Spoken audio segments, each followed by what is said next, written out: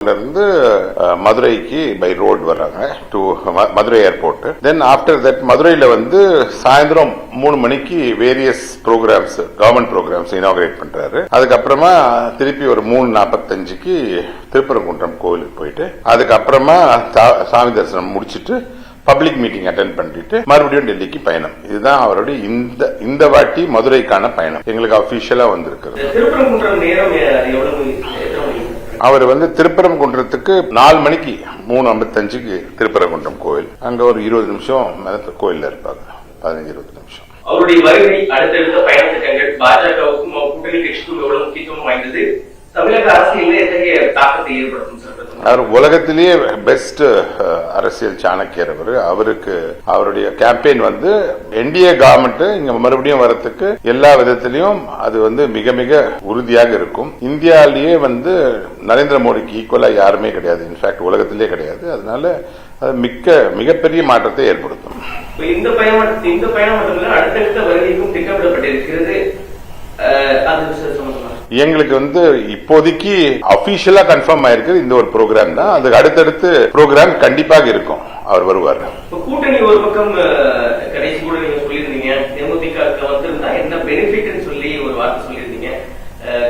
பிரதமர் வரைக்கும் முன்னாடி மேலும் சில கட்சிகள் இணையாம சொல்லி எல்லாரும் எதிர்பார்க்கும் பொழுது திடீர் திருப்பமாக டிஎம்கே பக்கம் போயிட்டாங்க. அதனுடைய ஒவ்வொரு கட்சிக்கும் அதுக்கான உரிமை இருக்கு, அப்படிதான் வந்து நாங்க பாக்குறோம். அவங்க டிஎம்டிகே வந்து திமுக கூட போனா பெட்டரா இருக்கும்னு அவங்க ஃபீல் பண்றாங்க. ஆனா அவங்க கட்சி ஆரம்பிச்சதே வந்து திமுகக்கு எதிராக தான் அந்த கட்சி ஆரம்பிச்சாங்க. மறுபடியும் திமுகக்கு போயிருக்காங்க. இன்னொன்னு என்னன்னா, திமுக டிஎம்டிகே வந்து 2011க்கு அப்புறமா அவங்க போன எந்த அலைன்ஸும் ஜெயிச்சது இல்ல. சோ அக்கார்டிங்லி இந்த வாட்டியும் வந்து அவங்க திமுக போறதுனால அதுல ஜெயிக்க முடியாதுங்கிறது எங்களுடைய கருத்து. மேலும் வந்து நீங்க பாத்தீங்கன்னா காங்கிரஸ் வந்து ஒரு தொலைநோக்கு பார்வையோட தான் வந்து டிஎம்கேவோட ஒர்க் பண்றாங்க. எப்படின்னா, திமுக என்பது வந்து இந்த கும்மிடி புண்டி தான்னா கிடையாது. ஆனா காங்கிரஸ் இப்ப எப்படி பாக்குதுன்னா, அடுத்த 5 வருடம் கழிச்சு வந்து மறுபடியும் வந்து இப்போ கலைஞருக்கு அப்புறமா வந்து உதயநிதி, அது ஸ்டாலின், அதுக்கப்புறம் ஸ்டாலினுக்கு அப்புறமா உதயநிதி, இப்படி இவங்க கீழே இருக்கணுமாங்கிறத மாறி இப்ப விஜய்ங்கிற தேர்ட் ஆப்ஷன் அவங்களுக்கு இருக்கிறதுனால விஜய் கூட போனா ஃபர்தரா இப்போ 26 வந்து அவங்க ஜெயிக்கிறாங்க தோக்குறாங்கிறது செகண்டரி. ஆனா விஜய்ங்கிறது ஒரு ஸ்ட்ராங்கா அவங்களுக்கு ஒரு கேண்டிடேட் ஆயிடுறாங்க. அது மட்டும் இல்லாம விஜய் வந்து கேரளா, ஆந்திரா, தெலுங்கானா, கர்நாடகா இங்கெல்லாம் ஒரு காங்கிரஸ்க்கு ஒரு பெரிய லெவல்ல அவரால் கேம்பெயின் பண்ண முடியும். இதெல்லாம் நினைச்சு பார்த்துதான் இந்த கும்மிடி பூண்டி தானா இல்லாத கட்சியான திமுக கூட இருக்கணுமா அப்படிங்கிற தொலைநோக்கு பார்வையோடு அவங்க வந்து விஜய் நோக்கி போறதுக்காக ஒரு டைவர்ஸ், ஒரு அலையன்ஸ்ல ஒரு டைவர்ஸ் எப்படி ஒரு பாயிண்டா வரும்ங்கிறதுக்காக நல்ல பெரிய பெரிய டிமாண்ட்ஸா வச்சு ஆட்டோமேட்டிக்கா இது டிவர்ஸ் ஆகி அங்க விஜய்க்கு போற மாதிரி தான் இருக்கும்ங்கிறது என்னுடைய கருத்து. சரி, இப்போ தேமுதிக உங்களது கூட்டணிக்கு வராதது ஒரு பின்னடைவாக எடுத்துக்கலாமா, இல்லாட்டா அது உங்களுக்கு பெனிஃபிட் பாக்குறீங்க? சொல்றேன், ஒரு இந்த ரஜினிகாந்த் படத்துல வர மாதிரி அது வந்து ஒரு சாணக்கியத்தனமாக எடப்பாடி பழனிசாமி பண்ணிருக்கிறதா தான் எங்களுடைய கருத்து. அவங்க டபுள் டிஜிட் சொல்லிதான் போனாங்க. பிஎம்கேக்கு ஈக்குவலான தர மாதிரி சீட்ஸ் வேணும்னு மாதிரி ஃபீல் பண்ணாங்க. அந்த மாதிரி டபுள் டிஜிட் போய் திமுக வாங்கினா கண்டிப்பா 20 வருஷமா திமுக அகேன்ஸ்டாவே இருந்த கட்சி அங்க எப்படி தொண்டர்களை வந்து ஒருங்கிணைத்து அவங்களுக்கு வேலை செய்வாங்கிறது ஒரு கேள்விக்குறி தான். 2021ல டிஎம்டிகே அதிமுக கூட்டணியில இல்ல, அவங்க வந்து தனியா தான் இருந்தாங்க. சோ 2024 எம்பி எலெக்ஷன்ல மறுபடியும் கூட்டணிக்கு வந்தாங்க. இப்ப வந்து டிஎம்டிகே வந்து என்ன ரீசன்ஸ்க்காக திமுக தான் அவங்க கண்டினியூஸா 5 வருடமா திட்டிட்டே இருந்தாங்க. இப்ப வந்து என்ன ரீசனுக்காக அங்க போறாங்கிறது இதுவரைக்கும் அவங்க எந்த விதத்தையும் தெளிவுபடுத்தவில்லை. அதனால வந்து அவங்களுடைய கூட்டணியில வந்து நிறைய கேள்விக்குறி இருக்கு. தொகுதி பங்கீடுல தாமதம் எதுவும் ஏற்படலைங்க. இப்ப வந்து நேரடியா வந்து அவங்க தொகுதி லிஸ்ட் கொடுக்கறாங்க. அந்த மாதிரி கொடுக்கப்பட்ட தொகுதிகளை ஒருத்தர் கலந்து ஆலோசிச்சுட்டு இன்னும் வந்து அது ஃபைனல் ஆகல, அவ்வளவுதான். ஆனா நான் காங்கிரஸ்ல அவங்க கூட்டணியை பத்தி சொன்னதெல்லாம் வந்து உங்களுக்கு ஏற்கனவே சொல்லியிருக்கேன். அதுபடி பாத்தீங்கன்னா வந்து இப்ப காங்கிரஸ் வந்து தொலைநோக்கு பார்வையோடு தான் விஜய் கிட்ட போனோங்கிறதுக்காக தான் இவங்க அதிகமான டிமாண்ட்ஸ் வைக்கிறாங்க. இப்ப எப்படின்னா, நீங்க வந்து பாத்தீங்கன்னா இந்த கும்மிடி பூண்டியை தாண்டி போனா திமுகங்கிறது யாருக்கும் தெரியாது. அதனால காங்கிரஸ் என்ன நினைக்குதுன்னா, விஜய்ங்கிற தேர்ட் ஃப்ரண்டோட போனா அவங்களுக்கு 5 வருடங்கள், இந்த 5 வருடங்கள் ஏற்கனவே வந்து கலைஞர்கிட்ட இருந்தாங்க, அதுக்கப்புறமா இப்போ ஸ்டாலின் கூட இருந்தாங்க, இப்ப அடுத்தது உதயநிதி கிட்ட இருக்கணும் அப்படிங்கிற ஒரு சிச்சுவேஷன் மாறி அவங்க இண்டிபெண்டா வந்து ஒரு போர்ஸா இருக்கணுங்கிறதுக்காக விஜயோட போறாங்க. விஜயோட போறதுனால அவங்களுக்கு என்ன அட்வான்டேஜ்னா, மற்ற மாநிலங்களிலும் கேரளா, ஆந்திரா, தெலுங்கானா, கர்நாடகா இங்கெல்லாம் விஜய் வந்து ஒரு கேம்பெயின்காக இருப்பாரு.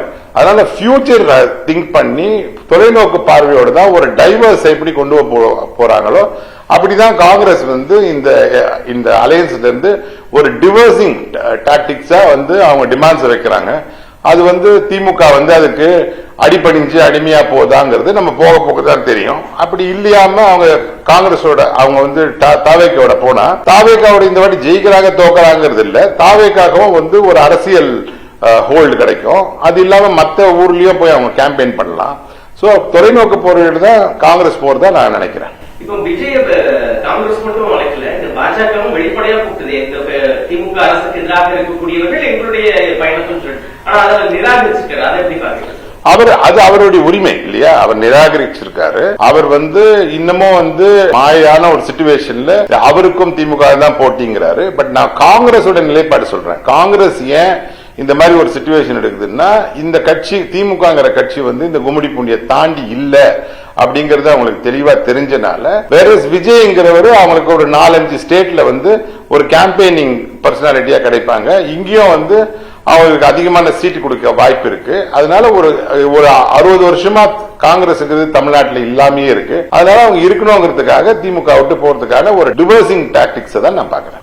திருப்பரங்குன்றத்துக்கு பிரதமர் வர்றது வந்து ஒட்டுமொத்த இந்தியர்களுக்கும் இந்த திமுக அரசு வந்து எப்படி வந்து ஒரு விளக்க கூட ஏத்தக்கூடாதுங்கிற ஒரு சுப்ரீம் கோர்ட் ஒரு டைரக்ஷன் கொடுத்து கூட இப்ப வரைக்கும் அதை வந்து இம்ப்ளிமெண்ட் பண்ணாத ஒரு அரசாங்கம், ஒரு மொத்த அரசாங்கமே சென்று மன்னிப்பு கேட்டது ஹைகோர்ட் சுப்ரீம் கோர்ட்டு கிட்ட பகிரங்கமாக மன்னிப்பு கேட்ட அரசாங்கம். அது வந்து திருப்பரங்குன்றத்துக்கு சஷ்டியை முன்னிட்டு அவர் வராரு.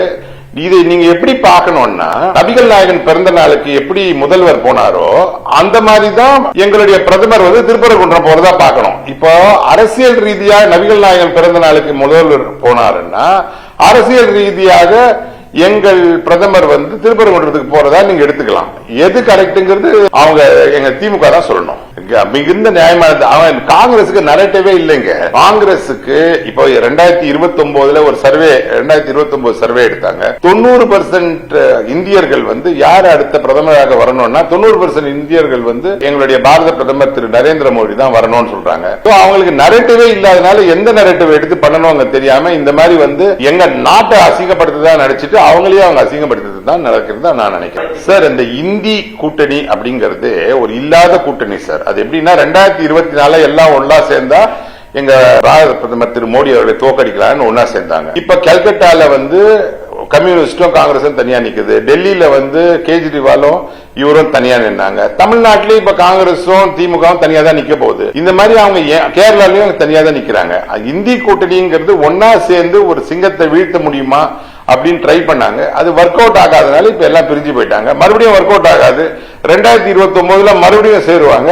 அப்போ இந்திய மக்களுக்கு கிளியரா தெரியும் இது வந்து சந்தர்ப்பவாத கூட்டணி தான் அப்படின்ட்டு. அதனால மறுபடியும் அவங்க நிராகரிக்கப்படுவாங்க. 2047 வரைக்கும் எங்க பாரத பிரதமர் மோடி அவர்கள் இந்த நாட்டை ஆள்வதை உலகமே விரும்புகிறது. இந்திய மக்களின் ஒவ்வொருடைய பிரார்த்தனை கண்டிப்பாக 2047 விக்ஷித் பாரத்தை எங்கள் பாரத பிரதமர் மோடி அவர்கள் காண்பார்கள். நன்றி.